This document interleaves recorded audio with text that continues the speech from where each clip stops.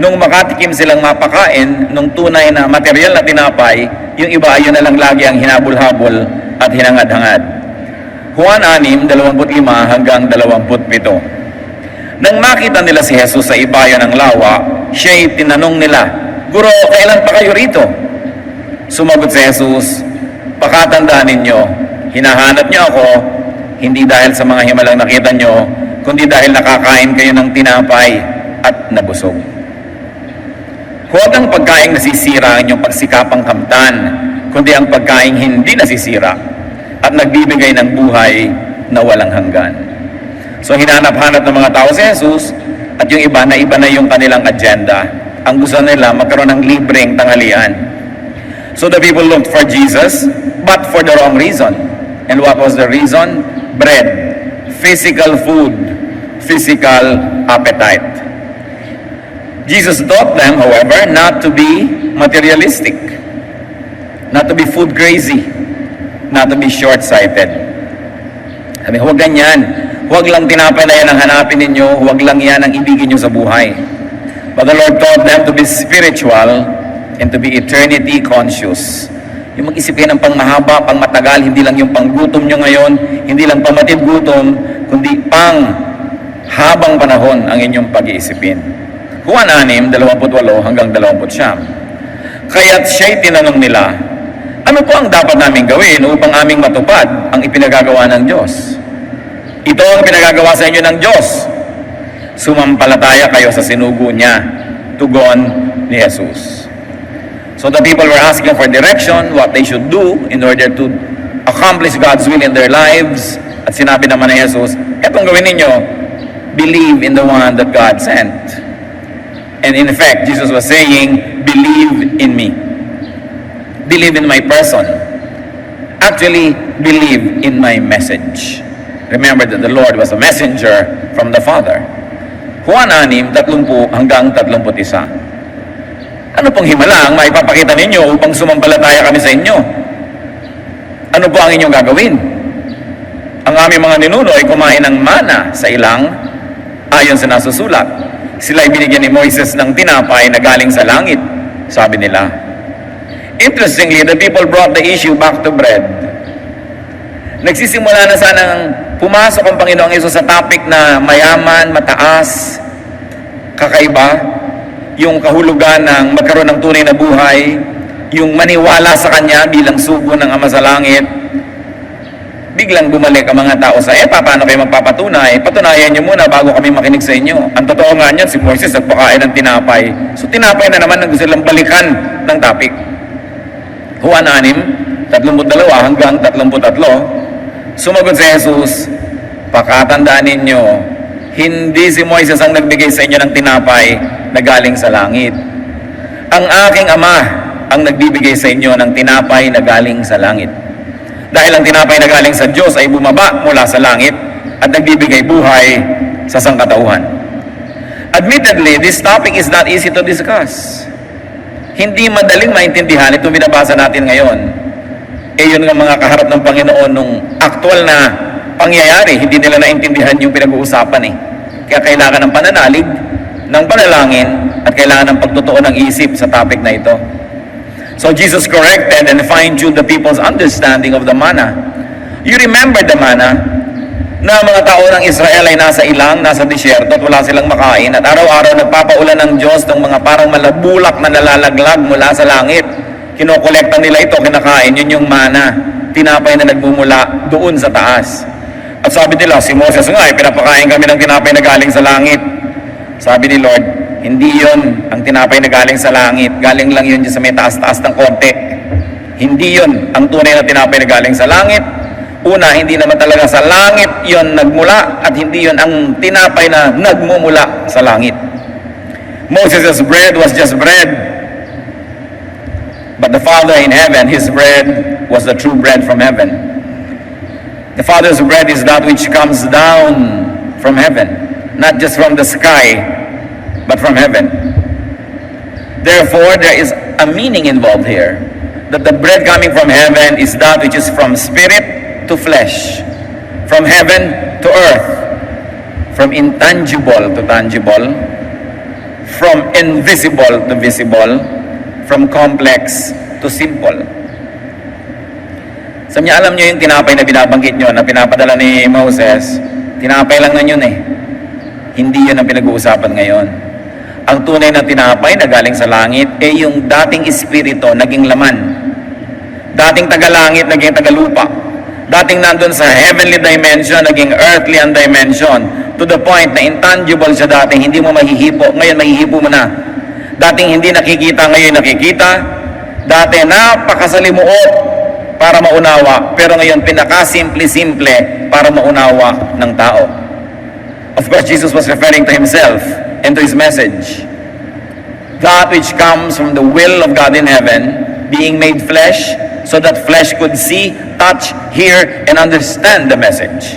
May transformation na nangyari. Sabi yung kay Moses sa tinapay, tinapay from there, tinapay from here, kinain nyo, tinapay pa rin. Hindi yon. Pero yung dating hindi tao, naging tao. Yung dating hindi nadirinig, ngayon nadirinig. Sabi, yan ang tunay na tinapay. Siyempre, masalimuot na usapan. Juan 6, 33 hanggang 35. Sumagot sila, Ginoo, bigyan po ninyo kaming lagi ng tinapay na ito. Parang yung babae na umiigib sa balon, nung sinabi ng Panginoon, alam mo, mabibigyan kita ng tubig na hindi ka na mauuhaw pa. Bigyan niyo po ako niyan. Sabi niya, ako yun eh. Ano yun? Paano ka naging tubig? Yun ang naging reaksyon ng babae. So, sinabi ni Jesus, verse 35, Ako ang tinapay na nagbibigay buhay. Ang lumalapit sa akin ay hindi na magugutom kailanman, at ang sumasampalataya sa akin ay hindi na mauuhaw kailanman. Ito pala yung how not to be hungry. Maintindihan mo kung sino si Jesus, and that you are able to apportion to yourself for your benefit the meaning of what and who Jesus was and is. So the people wanted Jesus as bread, and Jesus said, He was that bread. Sa bagay, kung unawaan naman natin yung mga taong kausap niya, kayo man yun.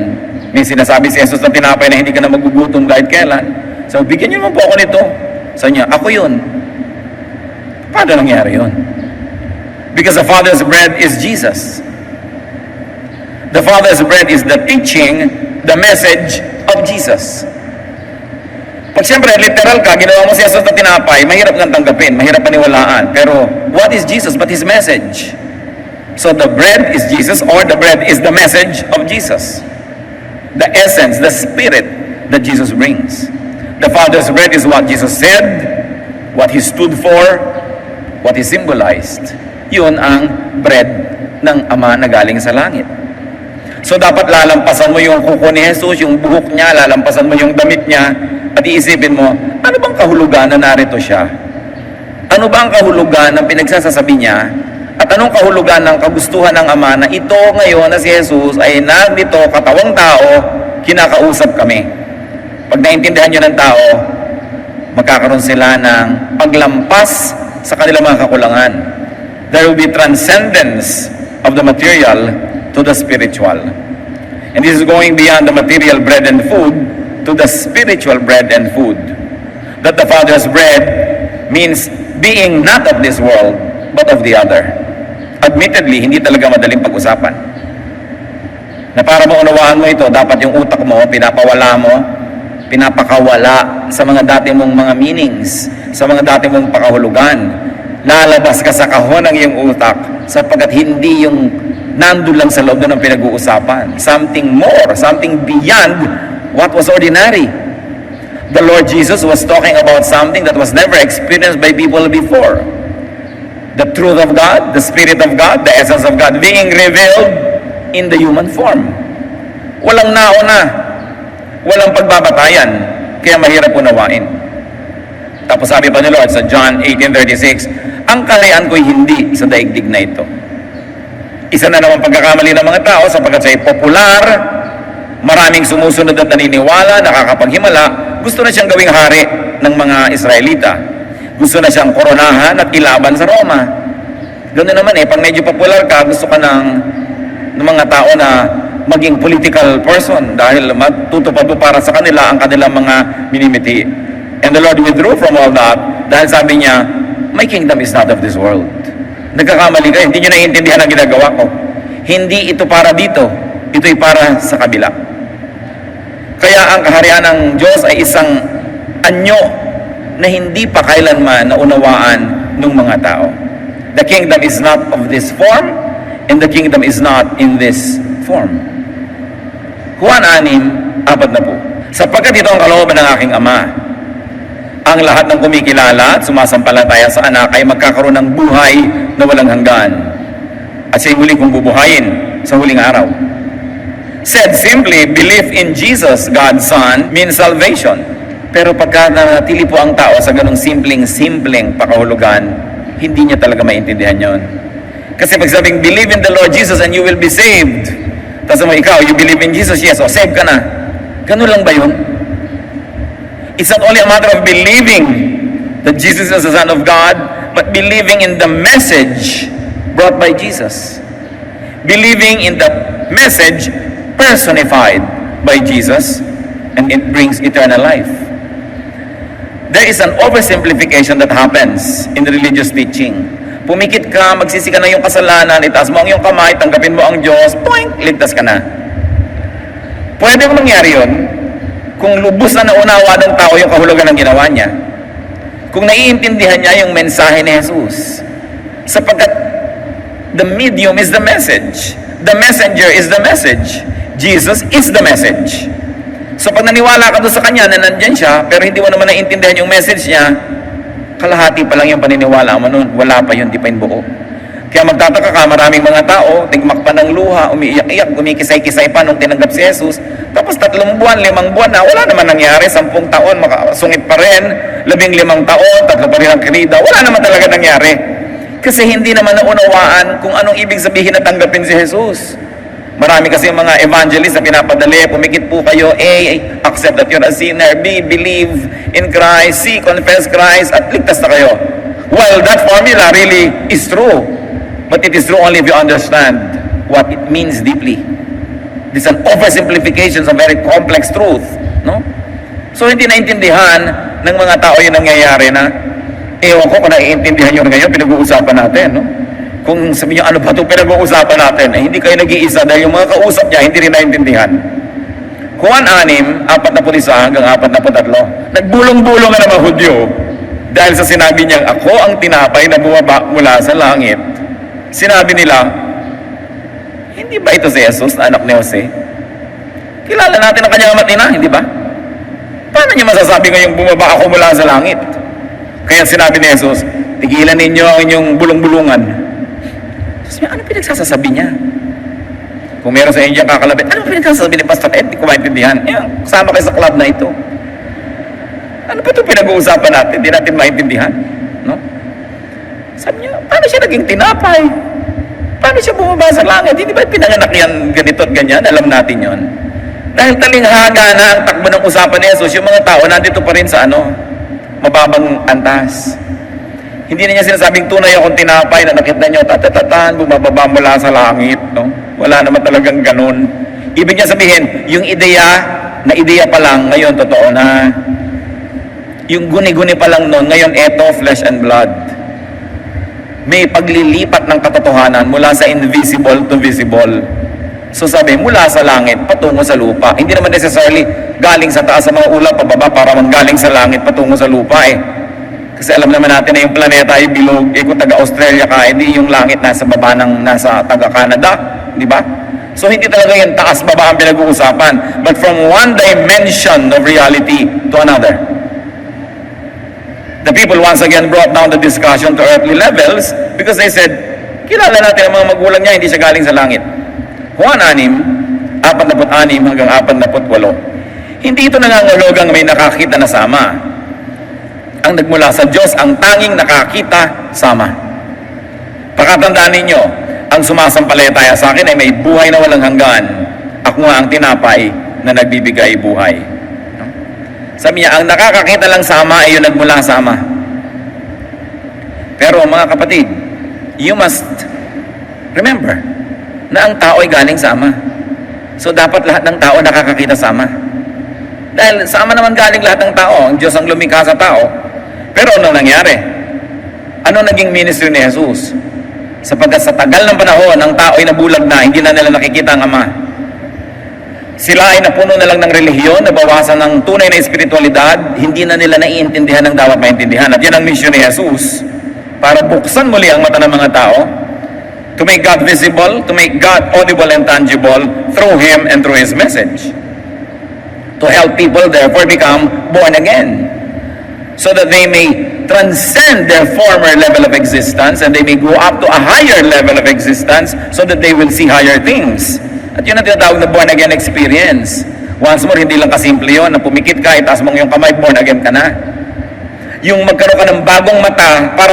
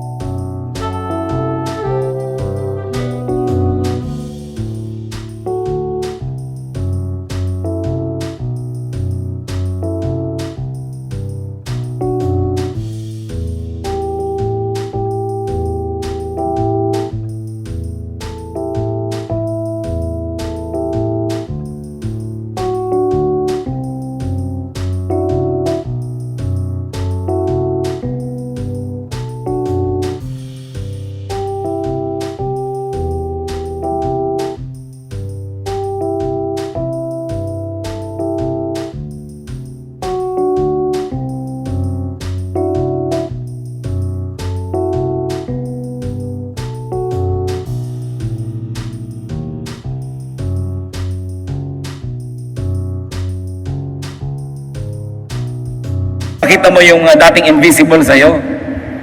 Magkaroon ka ng bagong tainga na madinig mo yung dating hindi nadidinig at nauunawa ng tainga mo. Ma-appreciate mo yung mga tungkol sa Diyos na dating hindi mo na-appreciate, naiinis ka pa nga, nahihirapan, pero pag nasabi mo ng God, how wonderful is your law. Tama ka talaga, nahigpitan ng mga tao. Tama talaga na isa lang dapat ang asawa ko. Tama ka talaga na dapat ganito at gano'n. Naiba na yung pananaw mo dahil may mga nagpo-protest pa nga nung ang higpit naman ng Diyos. Kailangan mo ng bagong mata. And this is the born-again experience. It's not just a religious experience that happens in 2 or 3 minutes. It's a process whereby you change the way you look at reality. Kumbaga may mga takipang yung mata dating madidilim na salamin, unting-unting nawawala yon hanggang nakakakita ka ng malinaw. Sinasabi sa Corinthians, now we see in the mirror dimly, but then we will see face to face. Mas lumilinaw, mas gumaganda. Kaya ayoko yung mga tao masyadong kampante na. Pag kami namatay, safe na ba yan? Oo, nabuwan again na yan April 12, 1985. Yung, save ka na ba? Ako save na, ikaw save ka. Paano mo nalaman yun? Paano mo natiyak? Dahil pinapaniwala ka lang ng religion na nung ginawa mo yung isang ritual, the born again ka na. Pero ang tanong ito, talaga ba? Were you changed from glory to glory? Because that's what happens to the people of God. They are changed from glory to glory. Now, do you see the Bible more clearly than you did 10 years ago, 15 years ago?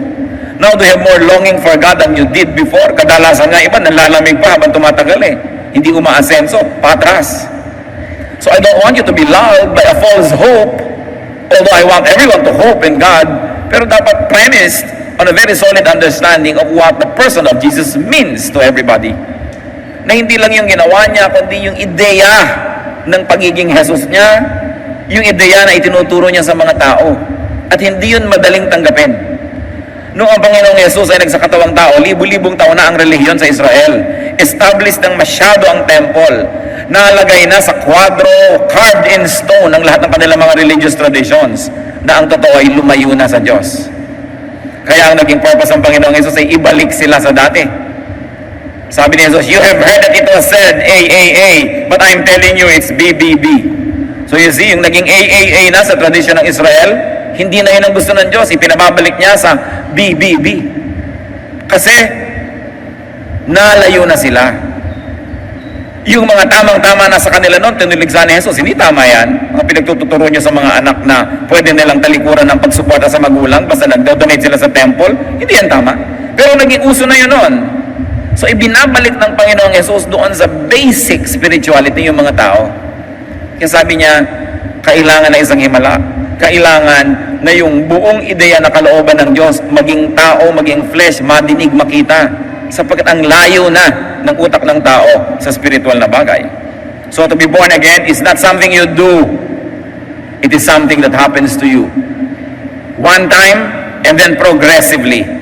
dapat umaasenso because God changes us from glory to glory. Now, I don't want you to be needlessly worried about your salvation.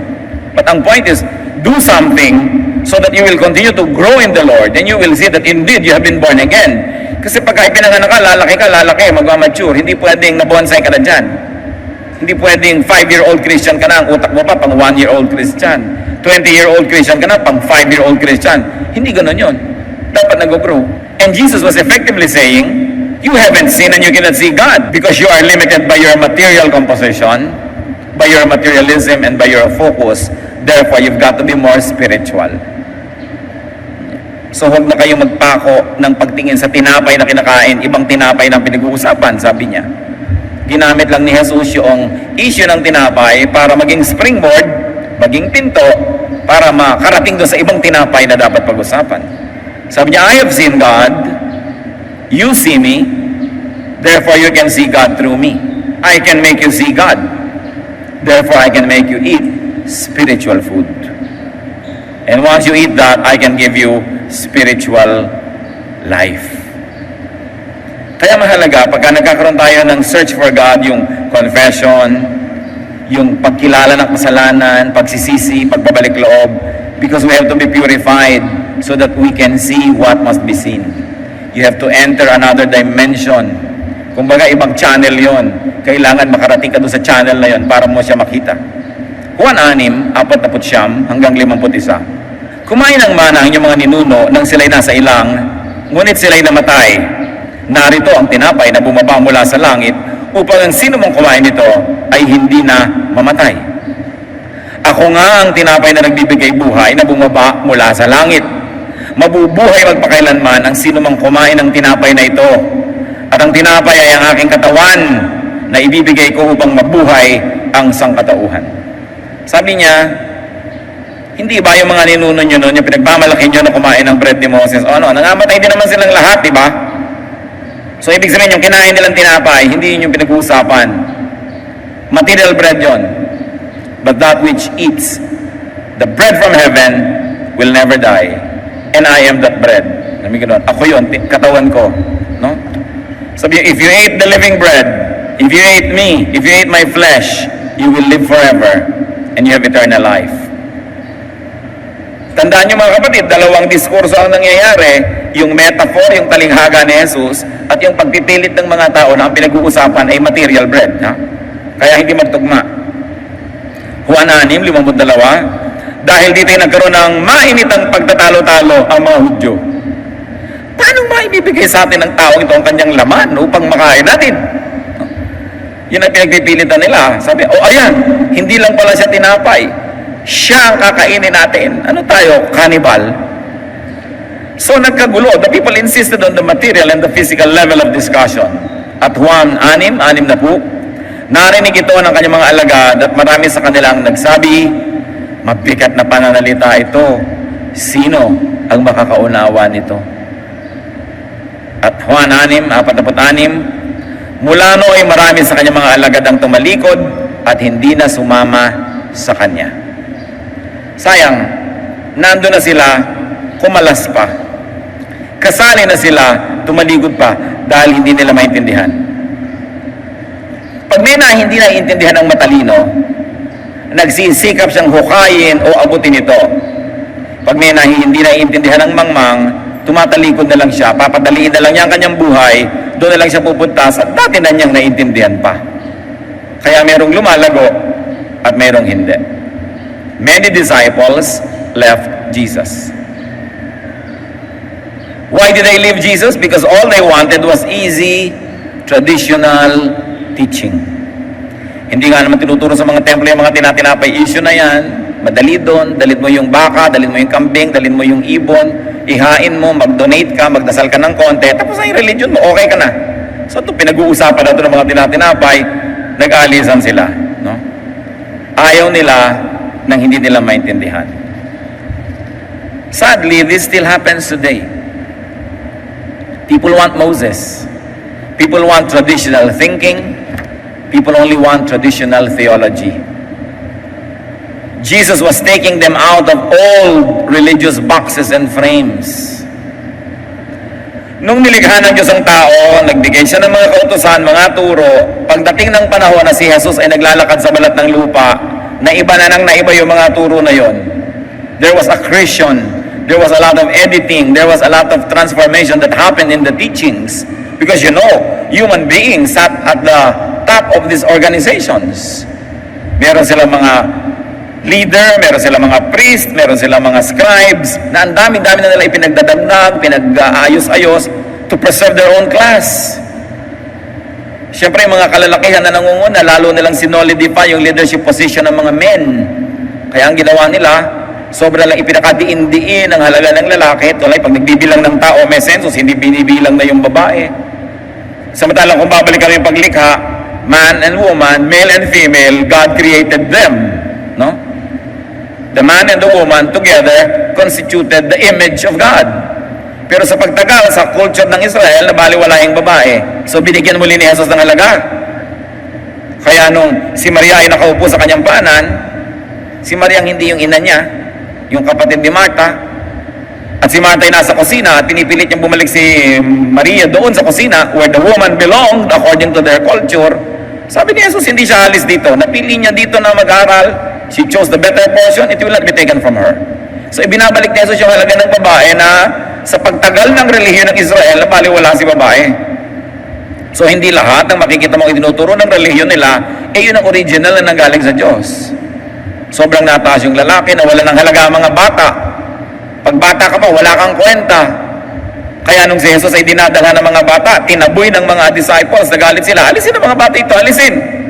Kasi sa panahon nila na yun, walang kwenta ang bata. Pero anong ginawa ni Jesus? Huwag niyo silang pigilin. Kinuha pa yung mga bata, kinalong, binless. So binapalitan niya yung tradisyon na yun. Yung sobrang pagpapahalaga sa mayayaman, at saka sa mga taga-templo at mga religious leaders, iniba rin niya. Kaya nung nagpunta siya doon sa Jericho, saan siya nagpunta? Sa bahay ni Zacchaeus, isang chief tax collector. Hindi siya nagpunta sa bahay ng priest, hindi siya nagpunta sa bahay ng scribe, na insulto yung mga religious leaders. Ba't pupunta siya dito, tapos sa bahay ng makasalanan siya pumupunta? At nakita nyo ang pagpapawalang halaga ng relihiyon ng Israel noon sa mga babaeng nagkasala, papatayin, babatuhin, tapos yung lalaking kaulayaw, hindi babatuhin. Diba? A woman was caught in adultery and she was going to be stoned to death. And then the Lord said, bakit? Sino walang kasalanan? Maunang bumato. Walang nangahas. Ba't ito lang babatuhin yung lalaki? Hindi. No? So once more, pinapahalagahan ng Panginoon yung babae. Kaya ang dami-daming babae sa ministry niya. Mga bata, binigyan niya ng halaga. Pagkatapos yung mga latak ng lipunan, mga makasalanan, mga tax collector, hindi yan binabati ng mga pare.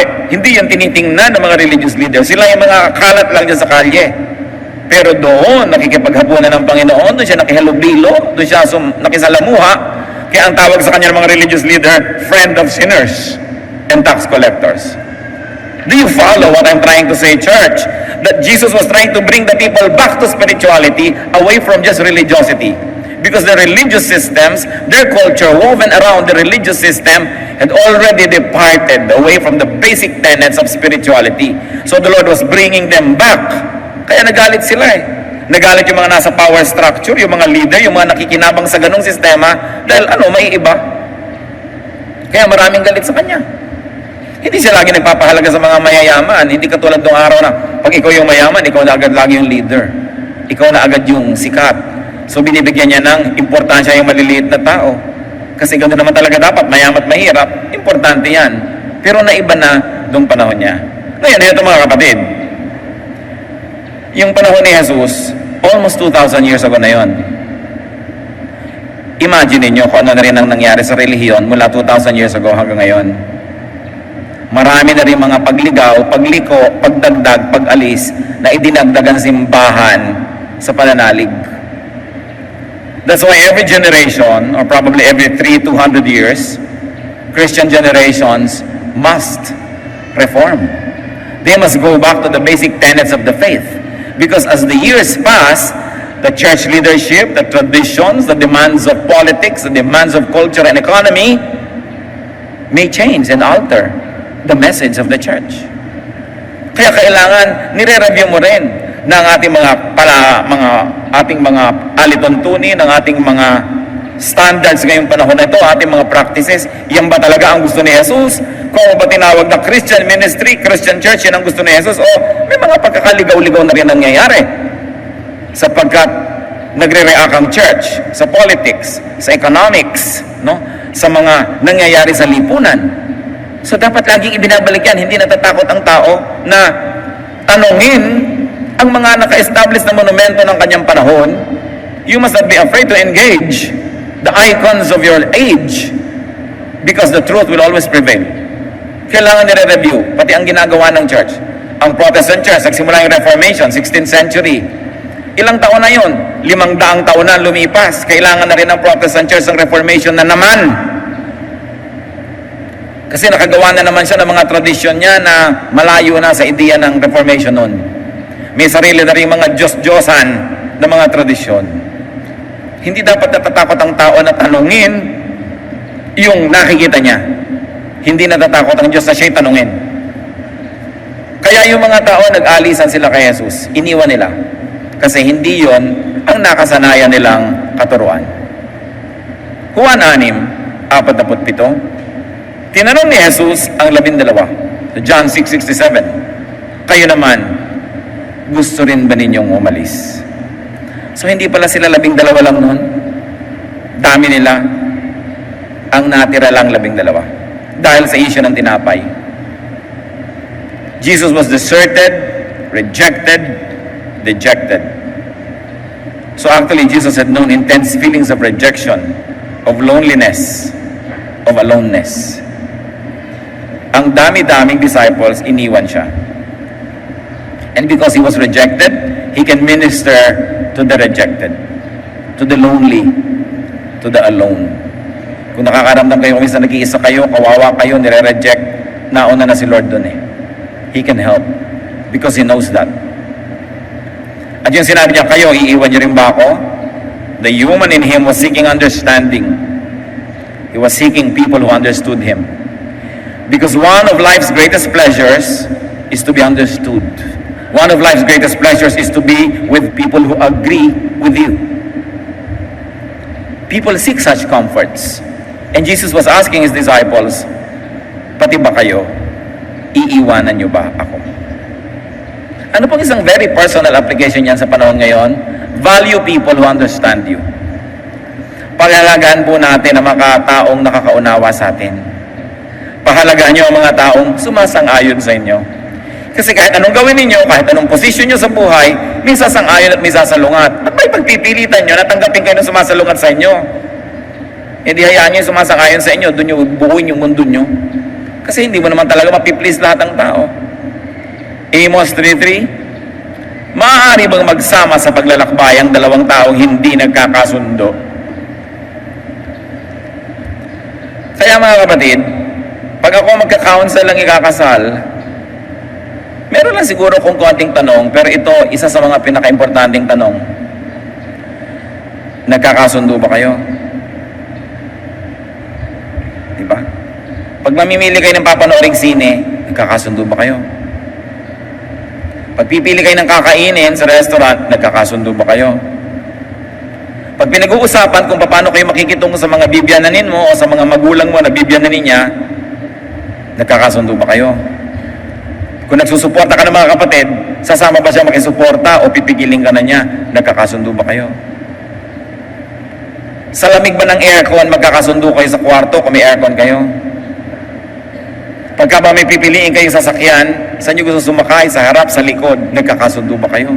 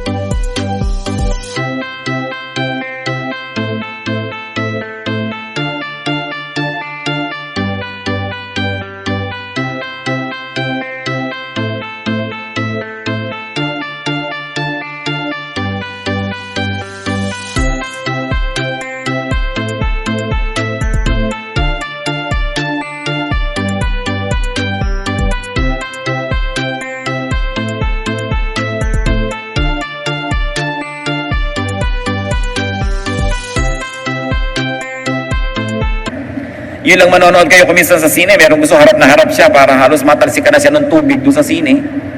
Meron man gusto ang layo-layo dahil hihilo siya sa malapit. Nagkakasundo ba kayo? Dapat yung i-consider, ha?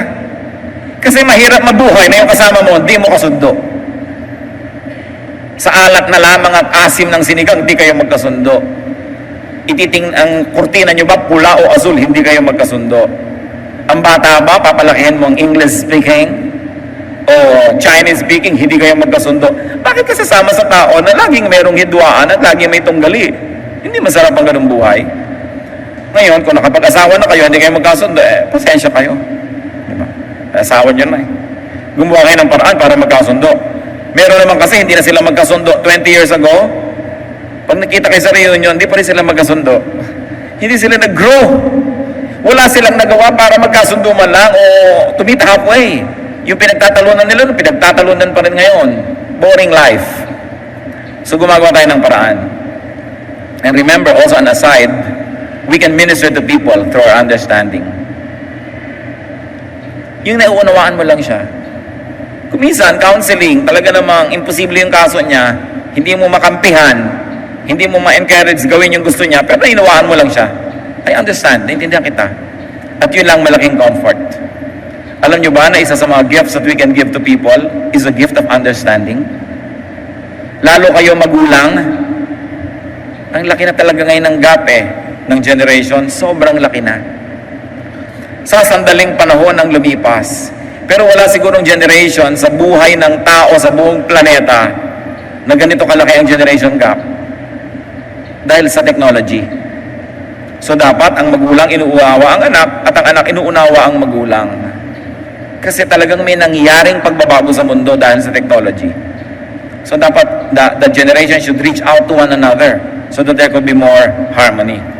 Meanwhile, balik sa kwento, Juan 6:68 hanggang 69. Sumagot si Simon Pedro, remember, tinanong, kayo rin maalis? Panginoon, kanino pa po kami pupunta? Nasa inyo ang mga salitang nagbibigay ng buhay na walang hanggan. Naniniwala kami at ngayon natitiyak namin na kayo ang banal na mula sa Diyos. So nung tinanong si Pedro, kayo rin ba aalis dahil hindi nyo maintindihan tinapay issue na to? Diba? Sabi niya, kanina naman po kami pupunta. Naniniwala kaming kayo ang sugo ng Diyos. Kayo yung mensahe na yon, kayo yung katotohanan na yon. So Peter crystallized all wisdom by asking, to whom shall we go? Of course, the obvious answer was to whom else? To no one else. He was saying, we believe and we know that you are the Holy One of God. And not only that, it means that you are the messenger of God. You are the materialization of God's Spirit. You are the embodiment of God's spiritual message. You are the physical representation of everything God is. Pag sinabi niya, kanino kami pupunta, naniniwala kayo ang banal na padala. Sinasabi niya rin yung umaalingaw-ngaw sa Colosas 2:9, sapagkat likas kay Kristo ang buong pagka-Diyos, kahit na siya'y nagkatawang tao. So yung mensahe niya, yun ang ibig sabihin ng Diyos. Kaya importante. Kaya po yung mga traditions ng pag-interpret, no? Literary traditions, hermeneutical traditions, dapat nire-review mo rin yan eh. Hindi naman kung lumaki ka dito sa sektang ito, sa grupong yon, dun sa ganong kongregasyon, lululunin mo ng buong buo yung pagtingin nila sa pag-interpret ng salita ng Diyos. Kasi pag nagkamali ka na interpretation, lugi ka eh. So dapat nire-review mo talaga yan. Pinag-compare mo, alin ba talaga ito? Napakahalaga. Sapagkat ang salita ng Diyos ang nagbibigay buhay. Paano kung yung nakukuha mo salita ng Diyos distorted? Paano buhay ang mangyayari sa'yo? Kaya naman yung iba nakakakain na ang dami-daming salita ng Diyos, wala pa rin kabuhay-buhay. So nag-aaral sa balutan, naghahanap kung saan sila mapapakain. At ikaw ang nakakaalam kung napapakain ka, ha? Ikaw ang nakakaalam dapat kung nabubusog ka at may nangyayari sa kaluluwa mo. Ikaw lang makakaalam na walang iba. So you will know that God is becoming relevant in your life. And this is a technique. May technique kasi pag binabasa mo, ini-interpret mo, may technique. At pag yung technique mo is not bringing the results, you've got to change your technique. Because you are not being fed.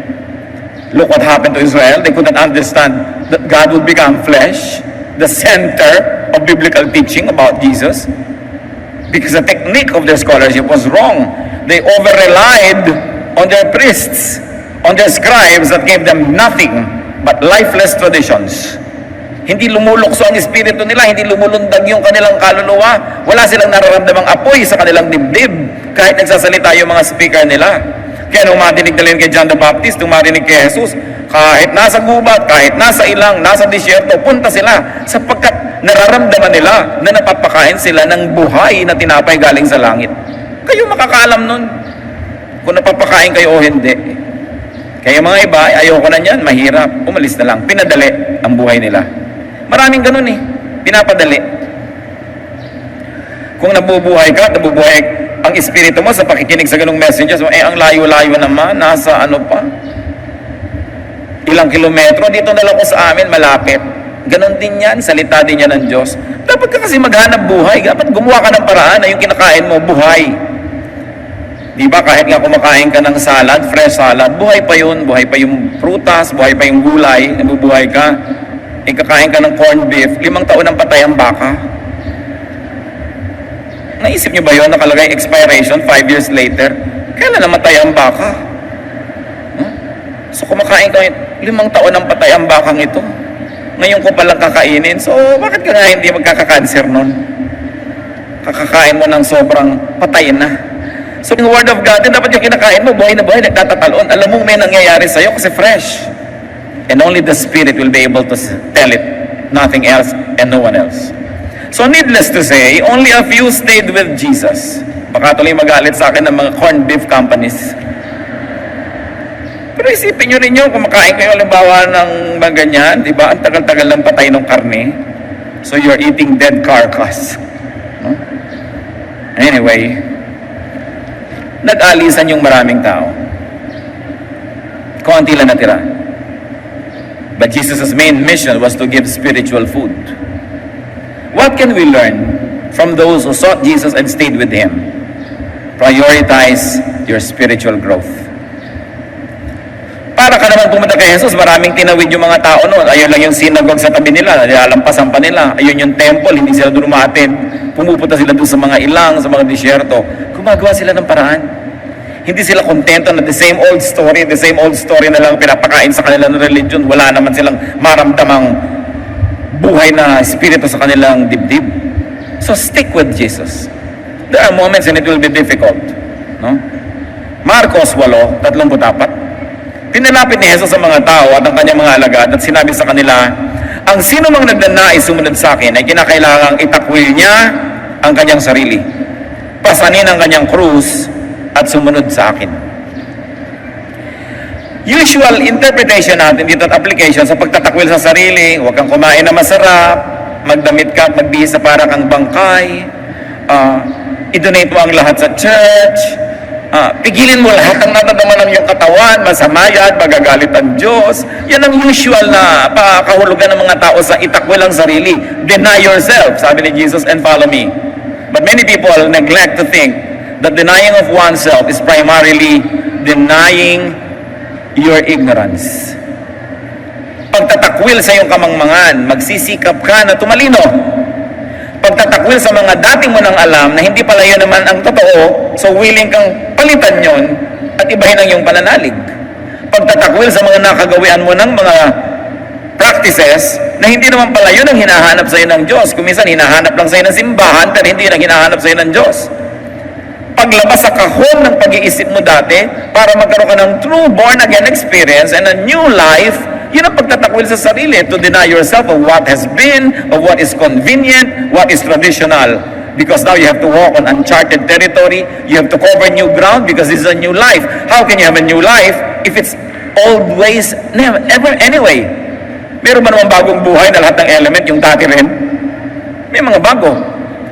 So merong mga insecurities yung mga tao, so magpapalit pala ako ng system, magpapalit ako ng pamamaraan. Kaya iba, nagbalik ka na lang sa dati, ayaw namin yan, mahirap. So to deny yourself is not only to deny yourself of pleasure, of good things, because God naman wants you to have good things, but primarily to deny yourself of preconceived notions of what spirituality should be, to be willing to be changed by the words of Jesus. So itakwil ang sarili. To be transcendent, to be more spiritual, to be transformed from glory to glory. So follow Jesus not only to Calvary and in sacrifice, but to follow Him in spiritual development, to follow Him in spiritual metamorphosis. Akala nung iba, pagka ako'y naglalakad sa asin ng paluhod, hinihiwa ko ang aking sarili, hinahampas ko ang aking likod, nagpapapako ako, nagbibigay ko ng aking mga limos at mga abuloy, tinatikis ko ang sarap ng gusto ng aking laman, sumusunod na sila kay Jesus. Kalahati lang yon. But remember what the Bible said about Jesus, that He grew in wisdom and stature, in favor with God and man. So kasunod ka rin sa spiritual development. Yung nasasabi mong, when I was a child, I thought like a child, I reasoned like a child, now that I'm a man, I'm not childish anymore. Sinusunod mo rin si Jesus sa paglago ng iyong utak, sa pagkaunawa sa maraming bagay. So hindi lang pagtitiis sa masarap. So put your spiritual hunger and needs above everything else, then you will never go hungry. Job 23:12, I have treasured the words of His mouth more than my daily bread. How do you grow spiritually? Do not be bothered by the prospects of physical hunger. Do not be bothered by the prospects of food shortage. Kasi material lang yon. Yung mga prospects ng food shortage na yan, physical hunger na yan, material lang. Kailangan nakafocus ka sa spiritual.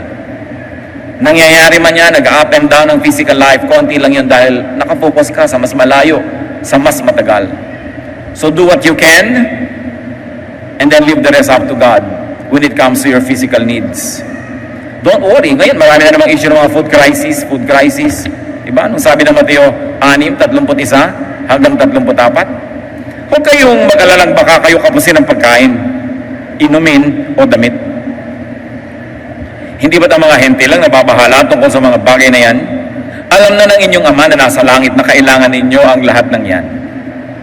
Ngunit higit sa lahat, ay pagsikapan ninyo na kayo pagharian ng Diyos at mamuhay ng ayon sa Kanyang kalooban at ibibigay niya sa inyo ang lahat ng inyong pangangailangan. Kaya nga huwag niyo ikabalisa ang para sa araw ng bukas, dahil ang bukas ang bahala sa sarili nito. Sapat na ang inyong mga suliranin sa bawat araw. How can you spiritually grow when you are just too worried about physical food? So there's a certain degree of engagement that we do in the world, but there's also a certain degree of detachment so that we may allocate energy to that which is spiritual.